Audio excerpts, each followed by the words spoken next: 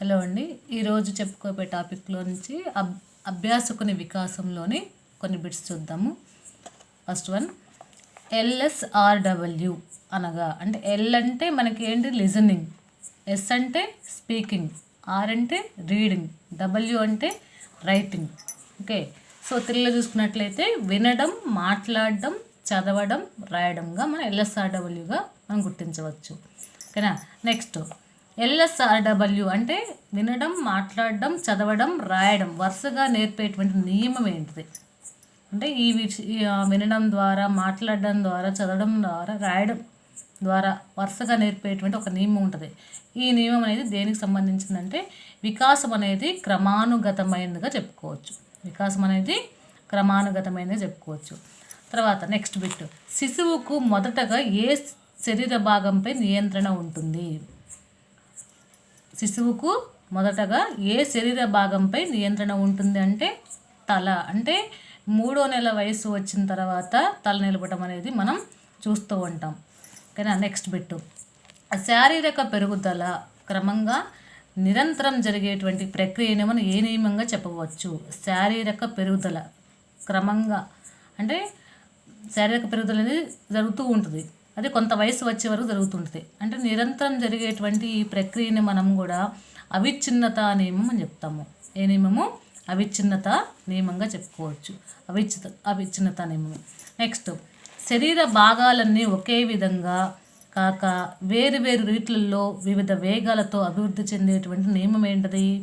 శరీర భాగాలన్నీ ఒకే విధంగా కాక వేరు వేరు రీతుల్లో అంటే వేరు వేరు విధాలుగా వివిధ వేగాలతో అభివృద్ధి చెందేటువంటి నియమము. ఈ నియమాన్ని ఏమంటారంటే వికాస వేగ నియమం అంటారు. ఏమంటారు? వికాస వేగ నియమం అంటారు. ఓకే, నెక్స్ట్ బిట్, పిల్లలకు తల్లిదండ్రుల నుండి వంశపారంపర్యంగా సంక్రమించేటువంటి లక్షణాలను ఏమంటారు? పిల్లలకు తల్లిదండ్రుల నుండి వంశపారంపర్యంగా సంక్రమించేటువంటి లక్షణాలు ఉంటాయి. ఆ లక్షణాలను ఏమంటాము? అనువంశికత అంటాం. ఏమంటాము? అనువంశికత. నెక్స్ట్ వన్, ముందు తరాల నుండి జీవ సంబంధమైన, మానసిక సంబంధమైన లక్షణాలను వారి సంతతికి అందించేటువంటి ప్రక్రియను ఏమంటాము? అనువంశికత అంటాము. అంటేనా ముందు తరాల నుండి అంటే మనం మానసిక సంబంధమైనటువంటి లక్షణాలు కానీ, జీవ సంబంధమైన లక్షణాలు కానీ మన ముందు తరాల వారికి అందించేటువంటి ఒక ప్రక్రియ ఏదైతే ఉందో దాన్ని ఏమంటాము? అనువంశికత అంటాము. ఓకే, నెక్స్ట్, మానవునిలో క్రోమోజోముల సంఖ్య. అసలు మానవునిలో మొత్తం క్రోమోజోములు ఎన్ని ఉంటాయి? మొత్తం 46గా క్రోమోజోములు చెప్పుకోవచ్చు. నెక్స్ట్, పురుషుని శుక్రకణంతో ఉండేటువంటి క్రోమోజోముల సంఖ్య. పురుషుని శుక్రకణంలో ఉండేటువంటి క్రోమోజోముల సంఖ్య ఎన్ని ఉంటాయి? 23గా మనం చెప్పుకోవచ్చు. 23 మొత్తం 46 క్రోమోజోములు. అందులో పురుషునికి ఉండేటువంటి శుక్రకణంతో ఉండేటువంటి క్రోమోజోముల సంఖ్య 23. అదేవిధంగా స్త్రీలలో విడుదలయ్యే అండంలో ఉండేటువంటి క్రోమోజోముల సంఖ్య ఎన్ని? 23. ఓకే, నెక్స్ట్ వన్, ఫలదీకరణం చెందిన సంయుక్త బీజము. ఫలదీకరణం చెందిన సంయుక్త బీజం ఏమంటారు? జైగోట్ అంటారు. లో ఉండేటువంటి క్రోమోజోముల సంఖ్య మొత్తం ఎన్ని ఉంటాయి? ఫలదీకరణం చెందిన తర్వాత 46 క్రోమోజోములు ఉంటాయి. వ్యక్తి లక్షణాంశాలను నిర్ధారణ చేసేవి ఏంటవి? వ్యక్తి లక్షణాంశాలను అంటే వ్యక్తి లక్షణాలు అంటే వారసత్వంగా వచ్చేటువంటి కొన్ని లక్షణాలు అనేవి ఉంటాయి. తాత పోలికరా, వీడి తండ్రి పోలికరా, వీడి మేనమామ పోలికరా మంచి అని చెప్పుకుంటూ ఉంటారు కదా. అటువంటి లక్షణాలు నిర్ధారణ చేసేవి ఏంటంటే జన్యువులుగా మనం చెప్పుకోవచ్చు. ఓకే, నెక్స్ట్, XX క్రోమోజోములు కలిస్తే జన్మించబోయే శిశువు. XX క్రోమోజోములు కలిస్తే జన్మించబోయే శిశువు ఏంటది? ఆడ శిశువుగా జన్మిస్తుంది. ఓకే, నెక్స్ట్, XY క్రోమోజోములు కలిస్తే జన్మించేటువంటి శిశువు మగ శిశువుగా మనం చెప్పుకోవచ్చు. నెక్స్ట్, గ్రేగర్ మెండల్ ఈ శాస్త్ర పితామహుడుగా చెప్పుకోవచ్చు. ఎవరైనా గ్రేగర్ మెండల్ అయినా జెనెటిక్స్ అనేటువంటి శాస్త్రానికి ఒక పితామహుడుగా చెప్పుకోవచ్చు. ఓకేనా. నెక్స్ట్ అంటే ఇక్కడ గ్రెగర్ మెండల్ అని చెప్పుకోవచ్చు, గ్రేగర్ మెండల్ అని. అంటే మనకి ఇక్కడ గ్రెగర్ మెండల్ అనేటువంటి ఆయన అంటే గ్రేగర్ మెండల్ ఈ శాస్త్రానికి మిత్రుడు. గ్రేగర్ అంటే మనకి గ్రెగర్గా చెప్పుకోవచ్చు. ఓకేనా. నెక్స్ట్, గ్రెగర్ మెండల్ అనేటువంటి ఆయన దేనికి సంబంధించిన ఆయన? జెనెటిక్స్గా మనం ఒక శాస్త్రానికి పితామహుడుగా చెప్పుకోవచ్చు. తర్వాత గ్రెగర్ మెండల్ అనువంశిక సూత్రాలని ఎన్ని రకాలుగా చెప్పడం జరిగింది? గ్రెగర్ మెండల్ మనకి అనువంశిక సూత్రాలని ఎన్ని రకాలుగా చెప్పడం జరిగింది? ఓకే, 3 రకాలుగా చెప్పడం జరిగింది. గ్రెగర్ మెండల్ అనువంశిక సూత్రాలను ఎన్ని రకాలుగా చెప్పడం జరిగింది?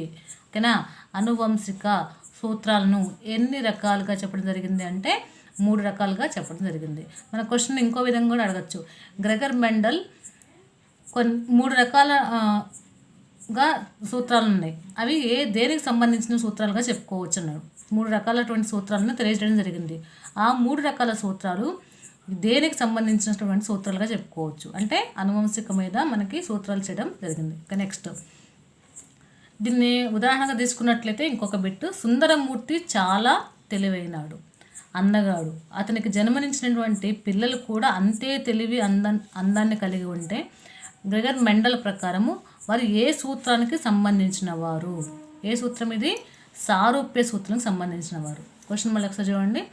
సుందరమూర్తి చాలా తెలివైనవాడు, అందగాడు, అతనికి జన్మించినటువంటి పిల్లలు కూడా అంతే తెలివి అందాన్ని కలిగి ఉంటే మెండల్ ప్రకారము వారు ఏ సూత్రానికి సంబంధించిన వారు అంటే ఏ సూత్రము?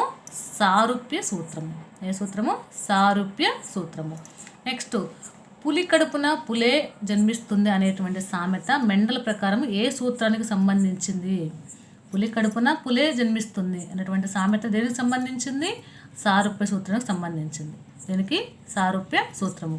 నెక్స్ట్, సురేష్ అమల ఇద్దరూ అందమైన వారు, అయితే వారికి పుట్టిన ఆనంద్కు మాత్రము అందం తక్కువ, రంగు తక్కువతో ఉన్నట్లయితే మెండల్ ప్రకారం ఇది ఏ సూత్రము? అంటే సురేష్ అమల ఇద్దరూ అందమైన వారు, అయితే వారు పుట్టినటువంటి ఆనంద్కి అంటే ఇద్దరు భార్యాభర్తలు, వాళ్ళకి పుట్టినటువంటి పిల్లలు ఎవరు? ఆనంద్ అనేటువంటి పిల్లలు. కానీ అతని అందం తక్కువ, రంగు తక్కువతో ఉన్నాడు. కానీ మెండల్ ప్రకారం ఇది ఏ సూత్రం సంబంధించింది? వైవిధ్య సూత్రంగా చెప్పుకోవచ్చు. ఏ సూత్రము? వైవిధ్య సూత్రంగా చెప్పుకోవచ్చు. ఒకే తల్లిదండ్రులకు జన్మించినటువంటి రమేష్, సురేష్, అమలలు వేరువేరు అందాలను, ఆకృతులను సంతరించుకున్నట్లయితే మెండల్ ప్రకారము వీరు ఏ సూత్రానికి సంబంధించిన వారు? ఏ సూత్రం సంబంధించిన వారు? వైవిధ్య సూత్రము. అంటే ఒకే తల్లిదండ్రులకు జన్మించిన 3 పిల్లలైనా 4 పిల్లలైనా వారు వేరువేరుగా, ఆకృతులు వేరుగా ఉంటాయి, వారి యొక్క అందము ఏదైనా సరే వేరువేరుగా ఉంటాయి. ఓకేనా, పోలికలు కూడా వేరువేరుగా ఉంటాయి. అయితే ఇలా వేరుగా ఉండటానికి గల కారణం ఏంటి? ఏ సూత్రం ప్రకారం జరుగుతుంది అంటే వైవిధ్య సూత్రం ప్రకారం జరుగుతుంది. ఓకేనా. నెక్స్ట్, ప్రతిభావంతులైన కరుణాకర్, టానీ దంపతులకు మెంటల్ రిటార్డేషన్తో అవినాష్ అనేటువంటి ఒక పిల్లవాడు జన్మించడం జరిగింది. అయితే మెండల్ ప్రకారము అతను ఏ సూత్రం ప్రకారం కలిగి ఉంది అంటే దీనికి మనకి సంబంధించి ఏ సూత్రం ఇది? విచ్ఛిన్నత అంటే ప్రతిగమన సూత్రము. ఏ సూత్రము? ప్రతిగమన సూత్రంగా చెప్పుకోవచ్చు. కానీ అంటే తల్లిదండ్రులు హెల్తీగా ఉన్నారు, మంచి అన్ని విధాలా మంచిగానే ఉన్నారు, కానీ పుట్టినటువంటి పిల్లాడు ఎలా పుట్టాడు? మెంటల్ రిటార్డేషన్గా పుట్టాడు. అంటే మెంటల్లీ తను మెదడు సంబంధించినటువంటి ఏదో ఒక ప్రాబ్లము ఉంది. అయితే ఇది ఏ సూత్రానికి సంబంధించింది? సారూప్య సూత్రమా, వైవిధ్య సూత్రము, ప్రతిగమన సూత్రమా అంటే ప్రతిగమన సూత్రము. ఓకేనా. నెక్స్ట్, పండిత పుత్ర పరమసుంట అనేటువంటి సామెత మనకి దేనికి సంబంధించింది? ఏ సూత్రానికి సంబంధించింది? ప్రతిగమన సూత్రానికి సంబంధించింది. పండిత పుత్ర పరమసుంట అనేటువంటి సామెత అంటే తల్లిదండ్రులు మంచి చదువుకున్న వాళ్ళు పండితులై ఉంటారు, కానీ వాళ్ళకు పుట్టినటువంటి పిల్లలు ఎలా ఉంటారు? తను ఏమీ చదవలేని పరిస్థితిలో ఉంటాడు, జల్సాలకు అలవాటు పడతాడు, ఏమీ చదవలేడు, తల్లిదండ్రుల మాట వినడు అటువంటి ఇది దేనికి సంబంధించిందంటే ప్రతిగమన సూత్రము. నెక్స్ట్, జన్యువులు తప్ప వ్యక్తిని ప్రభావితం చేసే ప్రతి అంశాన్ని మనం ఏమని చెప్పవచ్చు? జన్యువులు తప్ప అంటే జన్యువులకి సంబంధం ఉండదు, కానీ ఒక వ్యక్తి ఒక విషయం మీద వేరే వేరే అంశాల ద్వారా ఒక ప్రభావం అనేది కనిపిస్తూ ఉంటుంది. అది ఏ ప్రభావము? అదేంటంటే పరిసరం అనేటువంటి ప్రభావము. అంటే జన్యువులు తప్ప వ్యక్తిని ప్రభావితం చేసేటువంటి ప్రతి అంశము కూడా మనం ఏమని చెప్పుకోవచ్చు? పరిసరం అని చెప్పుకోవచ్చు. నెక్స్ట్, హెరిడిటరీ జీనియస్ అటువంటి పుస్తక రచయిత ఎవరు? హెరిడిటరీ జీనియస్ అటువంటి ఒక పుస్తక రచయిత. హెరిడిటరీ జీనియస్ పుస్తక రచయిత ఎవరు? గాల్టన్. ఎవరు? గాల్టన్. నెక్స్ట్, డార్విన్ హోమిని అనేటువంటి 2 కుటుంబాలపై అనువంశికత ప్రయోగాలు నిర్వహించింది ఎవరు? Curl Pearson. కార్ల్ పియర్సన్ అంటే ఎవరి కుటుంబాలు? డార్విన్, హోమినీ కుటుంబాలపై అనువంశికత ఏ ప్రయోగాలు నిర్వహించాడు అతను? అనువంశికత ప్రయోగాలు నిర్వహించాడు. ఈ క్వశ్చన్లో మనం 2-3 బిట్లు ఫామ్ చేసుకోవచ్చు. ఓకేనా? నెక్స్ట్ దేని మీద ప్రయోగాలు జరిగింది? అనువంశికత మీద ప్రయోగాలు. ఎవరు చేసింది? ఎవరు? కార్ల్ పియర్సన్ అండి. ఎవరి కుటుంబాలపై చేశాడు? డార్విన్, హోమినీ కుటుంబాలపై అనువంశికత ప్రయోగాలు నిర్వహించింది ఎవరంటే కార్ల్ పియర్సన్ అటువంటి అతను. నెక్స్ట్ జాక్స్ నేరస్తుల కుటుంబంపై ప్రయోగాలు నిర్వహించిన వారు. జాక్స్ నేరస్తుల కుటుంబంపై ప్రయోగాలు నిర్వహించింది ఎవరు? డగ్డెల్గా చెప్పుకోవచ్చు. జాక్స్ నేరస్తుల కుటుంబంపై ప్రయోగాలు నిర్వహించింది ఎవరు? డగ్డెల్. నెక్స్ట్ ఈ జాక్స్ కుటుంబంలో మనకి ఎంతమందిపై డగ్డెల్ ప్రయోగాలు నిర్వహించారు అంటే ఇక్కడ జాక్స్ని మనం చెప్పుకోవచ్చు. ఎవరు నిర్వహించారంటే 709 మందిగా చెప్పుకోవచ్చు. ఎంతమందిపై డగ్డెల్ ప్రయోగాలు నిర్వహించారు? 709. నెక్స్ట్ నైతికంగా పతనం చెందిన కల్లికా కుటుంబంపై ప్రయోగాలు నిర్వహించింది ఎవరు? గోడార్డ్ అనేటువంటి శాస్త్రవేత్త. ఎవరు? గోడార్డ్. నెక్స్ట్ ఎడ్వర్డ్స్ కుటుంబంపై అనువంశికత ప్రయోగాలు నిర్వహించింది ఎవరు? ఎడ్వర్డ్స్ కుటుంబంపై అనువంశికత ప్రయోగాలు నిర్వహించింది విన్షిప్ అనేటువంటి శాస్త్రవేత్త. ఎవరు? విన్షిప్. ఓకేనా? నెక్స్ట్